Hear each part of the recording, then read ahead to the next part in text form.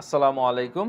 Developer Rashidul YouTube চ্যানেলের পক্ষ থেকে আজকের এই টিউটোরিয়ালে আপনাদের সকলকে স্বাগতম। আজকের এই টিউটোরিয়ালে আমরা একটি ক্যারোসেল স্লাইডার ডিজাইন করব dnSlide Java jQuery plugin use করে। তো দেরি না করে চলুন শুরু করা যাক। প্রথমেই দেখে নিচ্ছি আমার কি কি ফাইলস এবং ফোল্ডার্সের প্রয়োজন হবে। প্রথমে আমি একটি ফোল্ডার ক্রিয়েট করে নিয়েছি আমার ডেস্কটপে। ফোল্ডারের মধ্যে কিছু ফাইল রয়েছে। প্রথমে রয়েছে ইমেজ ফোল্ডার, এখানে আমাদের কিছু ইমেজ এবং কিছু এসভিজি ফাইল রয়েছে। তারপর এখানে আমাদের dnSlide.js এই দুটি ফাইল, এবং আমাদের দুইটি ফাইল হচ্ছে index.html এবং style.css।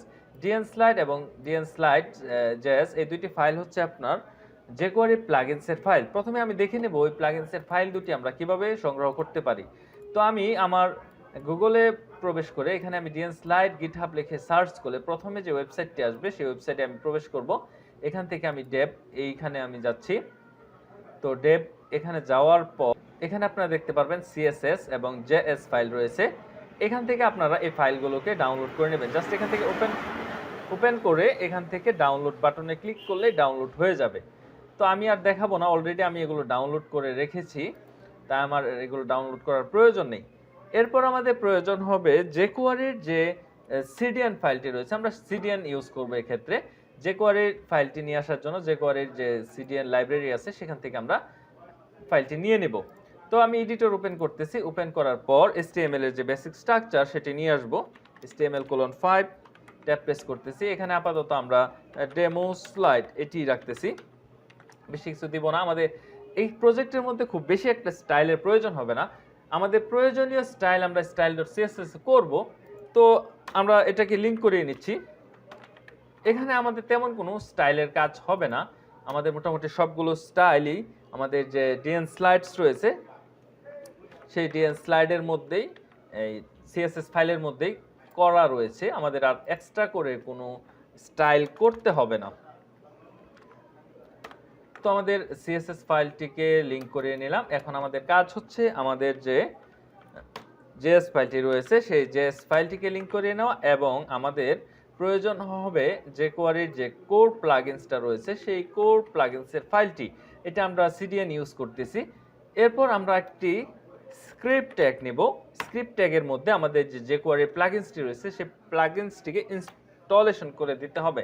তো এইখানে আপাতত আমরা ইনস্টলেশন করব না, আমরা প্রথমে একটু কাজ করে নেব। প্রথমে স্লাইডারটাকে তৈরি করে নেব। তো আমি একটি ক্লাস নিচ্ছি, স্লাইডার কন্টেইনার নামে একটি ক্লাস নিচ্ছি। আমি একটু স্টাইল এখানে করব যাতে সবকিছু সেন্টারে নিয়ে আসতে পারি। এরপর আরেকটি ক্লাস নিতে হবে। এই ক্লাসটি কিন্তু খুব সতর্কতার সহিত নিতে হবে। আমরা এই ক্ষেত্রে এই ক্লাসটিকেই নেব, dnSlide main। এর ভিতরে আমরা যত ইমেজ রয়েছে সবগুলো ইমেজকে নিয়ে আসবো। আমি img ট্যাগ নিচ্ছি। আমার img ফোল্ডারের ভিতর যে ইমেজগুলো রয়েছে সেই ইমেজগুলোকে লিংক করিয়ে দেব। এখানে আপাতত এগুলো আমি রাখতেছি না, জাস্ট কপি করব। 1 2 2 3 4 5 আমাদের 5টি ইমেজ রয়েছে, এই জন্য আমরা 5 বার কপি করে নিলাম। 2 3 আপনারা আরো অধিক ইমেজ ইউজ করতে পারবেন, তাতে কোনো সমস্যা হবে না। ওকে, আমরা এখানে আমাদের কি বল ইমেজগুলোকে লিংক করে নিয়েছি। আমাদের 6টি না 5টি ইমেজ রয়েছে, আমরা 5টি লিখলাম।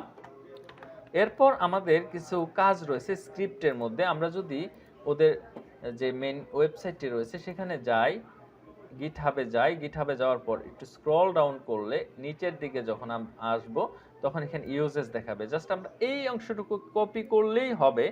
তবে আমরা আমাদের নিজেদের মতো করে তৈরি করে নেব।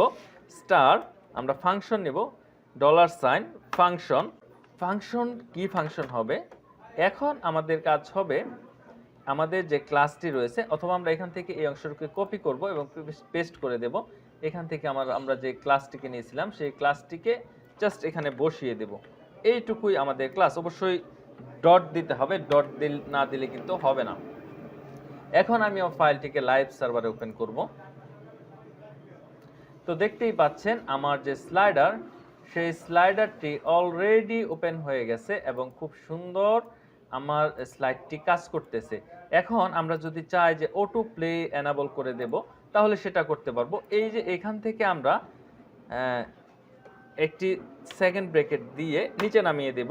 সেকেন্ড ব্র্যাকেট দিয়ে নিচে নামিয়ে দেওয়ার পর অটো প্লে যে অপশনটি রয়েছে সেই অটো প্লে অপশনটিকে আমরা ট্রু করে দেব। ট্রু করে দিলাম এবং ডিলে কতক্ষণ পর পর আমাদের স্লাইডটি হবে সেটাও আমরা ঠিক করে দিলাম। 5 সেকেন্ড পর পর আমাদের স্লাইডটি চেঞ্জ হবে। তো আশা করি অংশটুকু বুঝতে পেরেছেন। আমি যদি এখন রিফ্রেশ করি,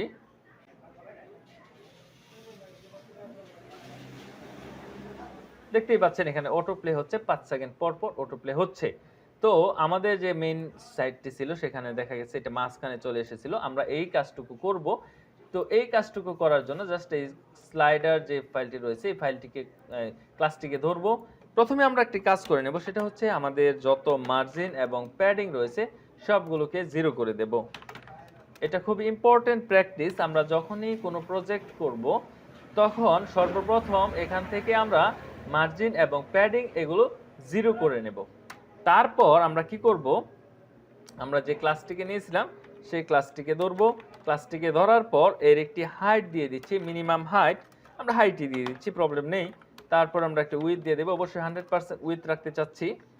এরপর আমরা একটা ব্যাকগ্রাউন্ড কালার দিয়ে দিব, ব্যাকগ্রাউন্ড কালো কালারই দিয়ে দিই, প্রবলেম নেই, কোনো সমস্যা নেই।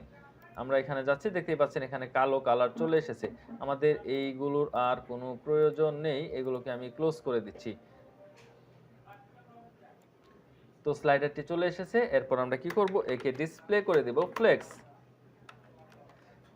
Justify content center, align item centre.